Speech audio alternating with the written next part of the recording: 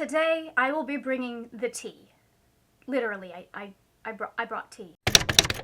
Hello, my lovely friend. Welcome or welcome back to the channel. Today, we're going to be talking about my least favorite books of the year. That's it. That's the end. I'm going to put in my usual disclaimer that just because a book made it to my least favorite of the year does not necessarily mean that it is a bad book. If there are issues with the writing, don't worry, I will tell you. But some of these are just books that really disappointed me. Or the author did a thing that I don't like. I don't tell you what the cardinal author sin is a lot of the time because it spoils things for books. Two of these are on this list because the author committed the cardinal author sin. Also, you'll notice that unlike my best of list, I don't push myself to have an even 10 books that I didn't like. The ones that I wanted to talk about disappointing me or that I had issues with, those are the ones that I pull for this list. Now, with much ado about nothing, let's get into the books. This first book is one that I still highly recommend to people who are interested in the plot and in the story. The writing is gorgeous. It is amazing. I fucking hated a thing the author did, though. And I can't... I'm having much better luck with their debut novel, but they did a thing in this book, and I just...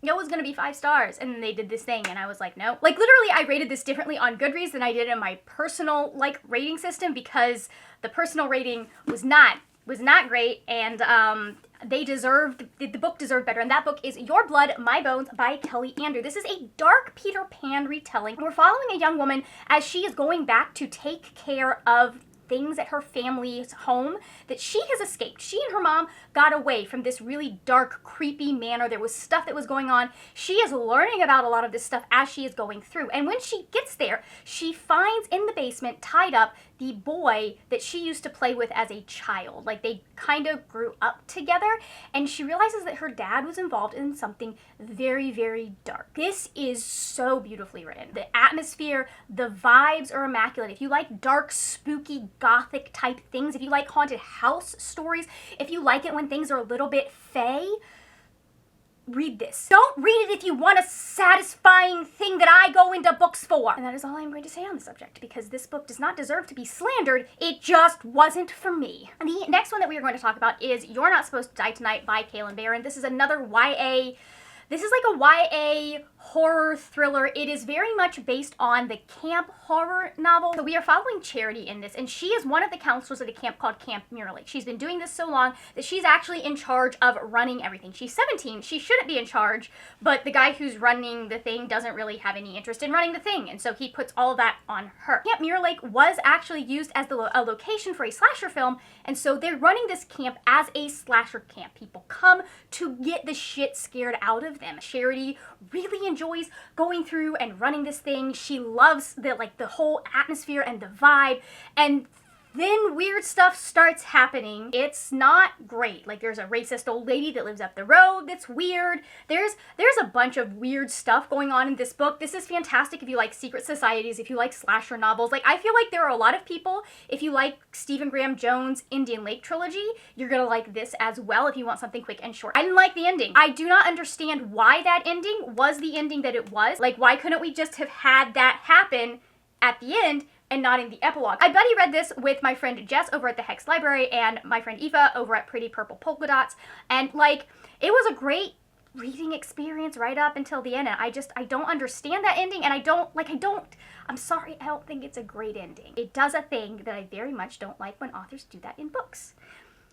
Some could argue that it's done well. I don't feel that way. But I do still think that there is an audience and people who are going to like this book a lot more than I do. The next book we are going to be talking about is Our Wives Under the Sea by Julia Armsfield. This is a dual point of view narrative. We are following 2 women who are married, and one of them goes off on this deep sea mission and something weird happens. They go missing 4 months. And so we're following her as she is experiencing the things that are happening while they are on this deep sea mission. There's weird things happening with time change and things like that. And then the other point of view is obviously her wife, and she is dealing with the fact that her wife has come back, but she's come back different, and there's a lot of weird stuff happening. This is a weird existential horror type novel. Very much, I feel like people who liked Sorrowland are going to like this one. For me, the problem that I have with this particular book and why it's on this list is the same reason that like Uzumaki by Junji Ito ended up on my least favorite books of the year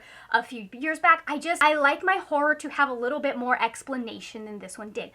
I don't know if maybe I'm just too dumb to have gotten it, if I missed something, but like I was reading it and listening to it at the same time. This is still a really well-written novel. I just felt personally very unsatisfied with the way that it ended.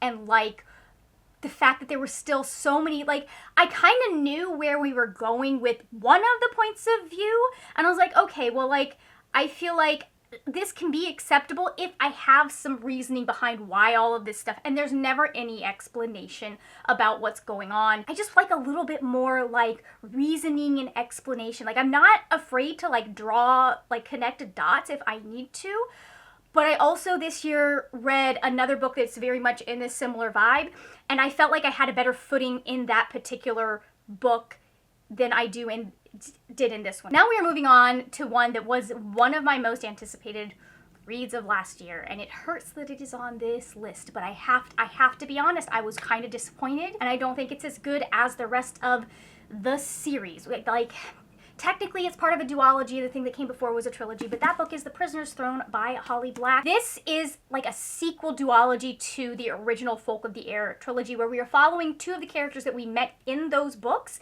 and we're following them now that they are older and exploring their relationship. This just didn't, and it's weird because book one in this duology hit just, like not just as hard as Cruel Prince, but I enjoyed it. I had a really great time reading it. I felt like Holly Black did a great job of rekindling that original magic that she found in the Cruel Prince, but like doing it in a way that is slightly different. Like we still had a very angry girl, but like she was angry for different reasons than Jude was, and she reacted to that anger a little bit differently than Jude did. This is from Oak's point of view, and I thought that I was going to really enjoy that, but I just feel like this is third person, and it just didn't hit as hard. A lot of it felt very just like so self-deprecating, and not in a fun way. Like there are times that like, oh yeah, somebody has anxiety. Yeah, this character just was continually like down on themselves to the point that it got annoying and obnoxious. Okay, we get the point. You don't think you can trust yourself. You think you're a bad person. I get it.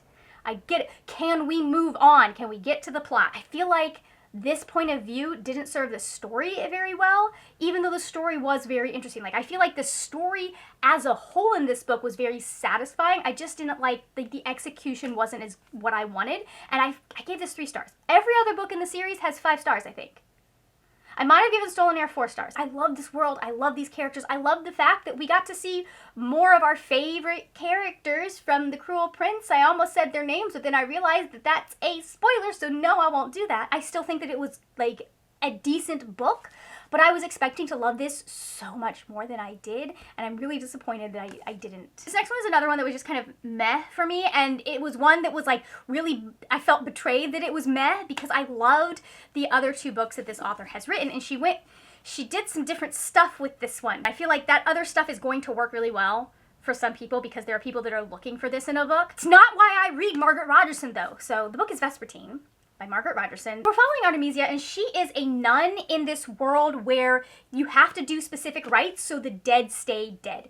And the like nunnery that she is in gets attacked, and she ends up possessed by this very, very powerful revenant spirit. I think that's what it's called. The concept of this is so cool. And so she's going across, like the fact that she is possessed by this revenant spirit means that she is hunted because people are wanting to take this spirit from her, but she's wanting to protect, like I can't remember the exact reasoning, but like they decide that she is basically an apostate, and she's just trying to survive through a lot of this. I absolutely loved Sorcery of Thorns. This has that same beautiful, rich world building and characterization. I swear Margaret Rogerson like looks to history to get an idea and like pull specific things about how women were othered and marginalized and treated. In Sorcery of Thorns, she does a really great job of like pulling in the fact that women were institutionalized when they were, you know, considered different, or if they didn't do what people wanted, and that's something that's explored in Sorcery of Thorns. It looks more like she was looking towards like the witch trials over in Europe. The thing that I found lacking in this is I read Margaret Rogerson for her romances, and there is no romance in this. It frustrated me because I just didn't care for so much of this book, and the thing that could have gotten me invested and could have like gotten me caring about the thing that I was picking this book up for was not there in the book. Not only I don't really care about this character, I'm just feeling kind of blah about this plot and what we're doing, because she's primarily by herself with this Revenant. So there's a lot of her talking to the Revenant back and forth. I want to see her interact with people. I want to see these things happening. And I just, like, it got a little bit better towards the end for me, but a lot of this was just kind of, I'm reading this because I need to read it, not because I am particularly, like, enjoying it.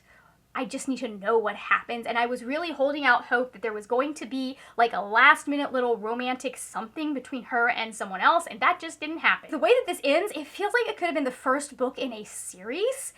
If it had been the first book in a series, whew! Just, I want that next book. I feel like if you're looking for a romance-free book, or you are looking for ace rep, because I kind of get the feeling that this main character is on the ace spectrum, definitely look into picking this book up. You let me down, Margaret. After that, we're going to talk about Children of Time by Adrian Tchaikovsky. As high as this is up on the list, you'd be surprised to know that I'm considering reading the sequel, because there were some interesting things that happened in this book. Just there were not nearly enough of them for how long the book was. Children of Time is a real thick, chunky sci-fi novel. We are following two different plot lines. So this scientist, she goes out to this, like, virgin planet. She has, like, a genetic, like, a virus that's supposed to help do genetic mutation, and she's got a bunch of monkeys, and she's gonna put the monkeys on the planet, and then she's gonna have, like, be put into sleep and stasis, and then wake up every now and then to see how the monkeys are doing and how long it takes them to evolve into humans. She's an insufferable character, but thankfully we don't have to spend a lot of time in her head.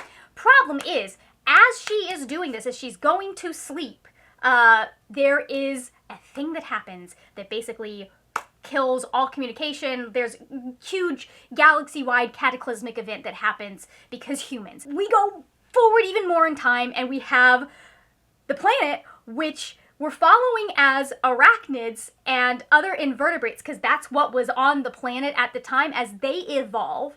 And arachnids kind of end up being the ones that evolve into some sort of sentient form because of this virus. And the virus, I think, like, there were stopgaps that were in the virus to keep other species from, but she didn't consider invertebrates. Vertebrates, the virus doesn't affect them, but it does affect invertebrates. And so we're watching this spider society evolve on one end, and then on the other end we are following refugees from Earth that are in a spaceship, and they are trying to find somewhere to call home. Basically Earth bit it, and there were, like, just ships sent out with huge numbers of people put in stasis to continue humanity on some of these planets, and they were all gonna seek out, yada yada yada. This is a very dry book. I could have gotten past that. I could have, like, if it had just been a dry book, it would not have ended up on this list. The two things that really bugged me were, like, we do, and I understand this is with spiders, so some of this makes sense, but because they're spiders, we end up having a very matriarchal society develop on this planet. But the thing is, we didn't,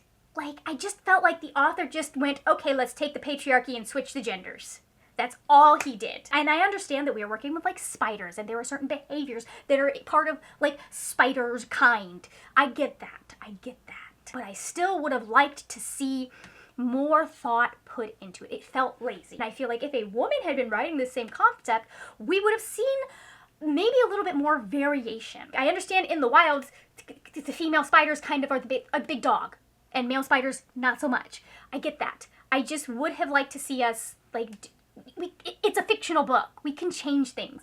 We can see things evolve differently. The other thing is, Jiminy Christmas, the ending of this book takes so long. I'm not even kidding. Like, there is so much ending of this book. He is taking you step by step by step by step. And some of it is interesting, but some of it is extremely painful to be getting through. I feel like he could have cut that in half, and it would have been far more interesting and satisfying as an ending. And the frustrating part was at the ending, if I had not been so focused on the fact that it was taking forever for the things to happen, the ending could have been really, really interesting. But by the time that we got to the part where I was like, oh yeah, this is clever, I was just so fed up. I was just so frustrated and fed up with it. Now on to my 3 least favorite books of the year. Starting with a book that I DNF'd. I got to about 60% of this book, and I finally was like, none of what I needed changed to enjoy this series has changed. There were moments where I thought maybe they would, and then it didn't.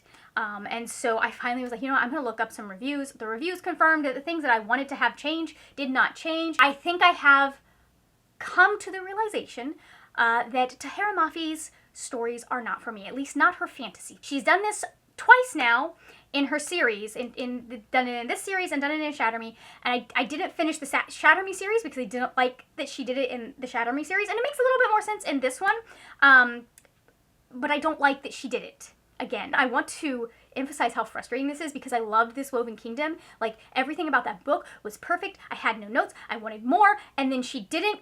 She completely switched gears in book 2. I'm talking about book 3 of All This Twisted Glory by Tahara Mafi. We start book 1, which is This Woven Kingdom, and again, a perfect book, following Aliza and Cameron. Aliza is the last in a royal line of Jinn. She is in hiding. She is pretending to be a servant. She just wants to make enough money that she can kind of get away and not... She knows that she is in danger and that if people knew who she was, like her mother has been killed at this point and she knows it is her fault, or she thinks it's her fault.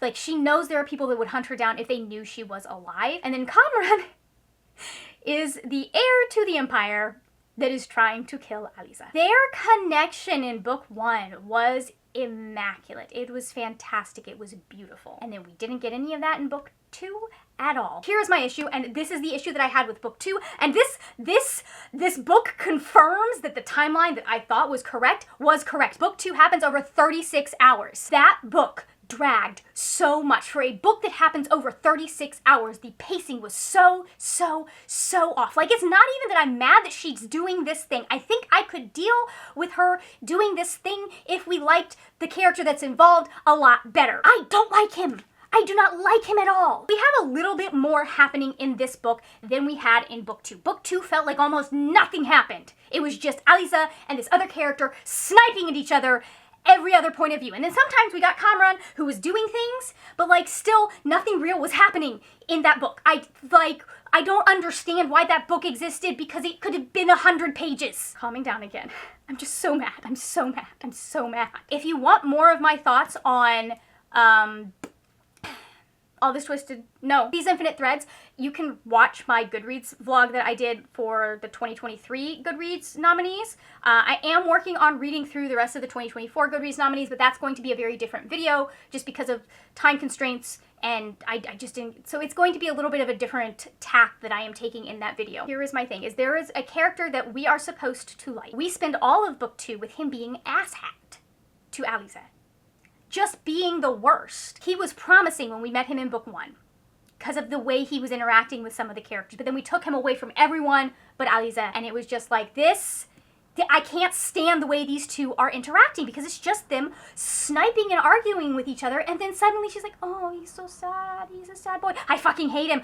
Oh, he's such a sad boy. I don't recognize her. Like, this doesn't feel like the same character that I was following in book 1 that was so resourceful. Especially in this book, she felt like a completely different person in this book. So much of what is going on with Aliza and this other character, it feels like it's too little too late. Like, the tragic backstory that would have had me rooting for him in book 2 is not there until this book. I got it after you've already built my dislike and distaste for the way that he is treating Aliza in book 2. And so I just... And I'm going to be honest, when you look at it from an optics level, makes more sense. It makes way more sense than what we have set up in book 1. But the way that it is executed, I couldn't. And so I DNF'd this. If I find out that I am wrong about what I think is going to happen in this series and Tahara Mafi doesn't do this thing, I will probably pick it back up and suffer through just to see if it picks back up. But at this point, the series is DNF'd. I am not interested in continuing it. It's written for people who liked a specific part of Shatter Me, and I am a person who distinctly did not like that part of Shatter Me and does not understand why that thing happened. That's my rant about All This Twisted Glory. If you saw the video I posted on my TikTok where I was vague ranting about a book, this is the book that I was vague ranting about, but I didn't, I know that things are more likely to show up on an author's feed on TikTok, so I didn't want her to have to deal with that. I respect her as a person and a writer, and I'm definitely going to be checking out her contemporary stuff. I just think her fantasy, not for me. Not for me. And it's frustrating because this is such gorgeous world building. If you like Shatter Me, you're probably gonna like this. I just stopped reading the Shatter Me series because I knew a thing was going to happen that I wasn't going to like. And so now I'm thinking, no, and I don't it does a disservice to me and to this author for me to be reading and hating these books. So I'm not gonna read books that I don't like. It will not be this long when you are watching, but that was an 8 fucking minute rant. The next book, oh God. I just looked at my number 1 book and I'm gonna get so many people angry at me. But this book, probably I'm fine. The next book we're gonna talk about is The Unfortunate Side Effects of Heartbreak and Magic. This is a book that I read in January. I was doing a, reading for 24 hours, trying to see how long it took me to read for 24 hours type challenge. And I picked this up on the plane because I needed something to read on my Kindle. It was a mistake. I did actually finish this one. I know I did this to myself. I know I did.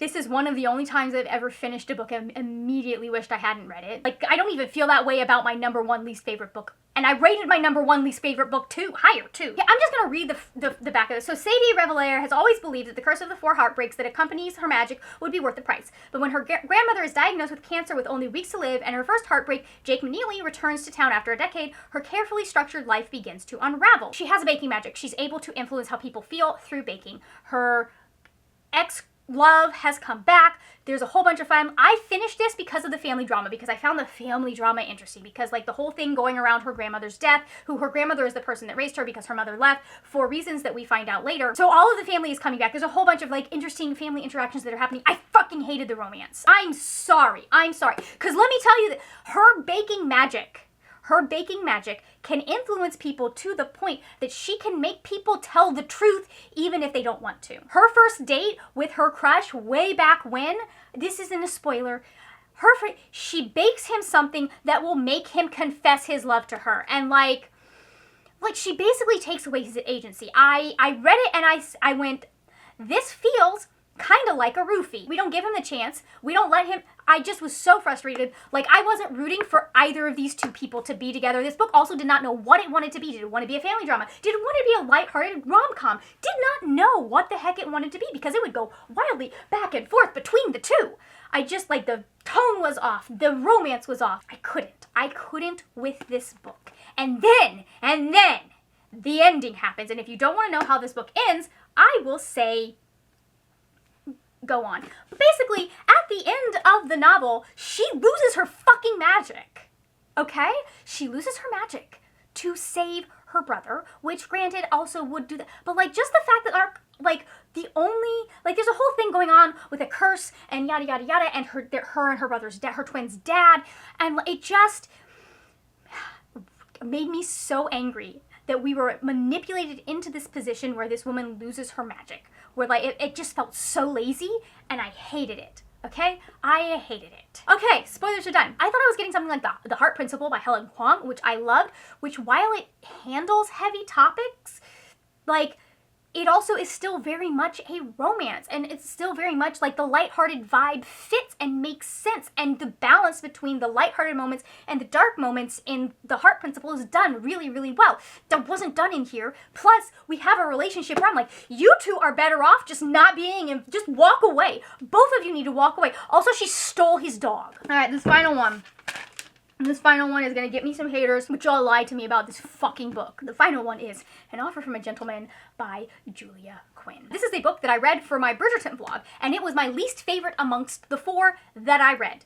Okay? And that is including The Duke and I. If you would like to see my full thoughts on the 4 Bridgerton books that I read, because I was trying to get to Penelope and Colin's book before the show came out, you can. So each book has a specific trope associated with it, which I did not know until I started talking about this book. And the trope on this one is fairy tale retelling, so it's a Cinderella retelling, which I freaking love. And it was set up so well. There's just 100 pages in the middle of the book that made me want to set it on fire. And if I hadn't been reading it for a video project, I may have DNF'd it. I don't DNF books. We are dealing with Benedict and Sophie. Benedict is the second of the Bridgerton brothers. For some reason, we did Daphne first, and then we started with doing them in order alphabetically because they were born in order alphabetically for everyone else. I don't know why. Benedict and Sophie do the whole Cinderella meeting moment at a ball. He doesn't know who she is. She goes back to her mother's house, gets accused of stealing, gets kicked out of her stepmother's house, and then she takes up, because she's been treated as a servant in her stepmother's house, she just becomes a servant for another noble family. Problem is this noble family, their son is a sexual assaulter. He should be in jail. She is being harassed during a party, and she's like, all right, I'm getting out. I'm just leaving. And so while she is traveling, she runs into Benedict, or something happens so that they both end up at his country house. He meets her, likes her, and she obviously knows it's him and very much is in love with him. And so now she's getting to know him as a real person, but she's also aware that she is a servant and he is not. She's also a bastard, if I remember correctly. The reason I did not like this, because y'all lied to me about Benedict. Because I was expecting this really nice, sweet, soft guy. I was expecting the guy we get in the show. I was expecting that. But this is workplace harassment, the book. Going back to the synopsis, we're missing a bit of context because the whole thing is he offers to let her be his mistress because he thinks she's just a servant. He doesn't know that she is a nobleman's daughter, even though she is not legitimate. He thinks she's just a servant, yada, yada, yada. And so he's like, okay, well, you can be my mistress. And she's like, no, I don't want to be anyone's mistress. Like, that's not happening. And he will not let it go. She keeps asking him to leave her alone. She keeps saying, no, I don't want this to happen. Like, at one point, she gets hired in the Bridgerton household. And rather than being, like, Benedict being like, hey, so we're going to have to interact, like asking her and taking her lead on how do we want to handle this interaction? Like, how do we want it? Because, like, obviously I'm going to be seeing a lot of you. And so how can I keep you from feeling uncomfortable? He goes out of his way to find her and make her feel uncomfortable. I don't understand why no one is talking about this happening specifically in this book. Like, I get why we're talking about what happens with Simon and Daphne. That makes so much sense. Like, I get that that is a conversation point that is happening. I don't understand why that is not a conversation we're having about this book either. It makes me so angry. I hated it. I enjoyed the very end of the book. Like, it was just like this. This was the part that ruined the book for me. If that bit had not been in there, I would have liked it. It would have gotten 5 stars probably because I love me a Cinderella retelling. I get into this a lot more in my Bridgerton vlog, so if you want to go watch that, you can.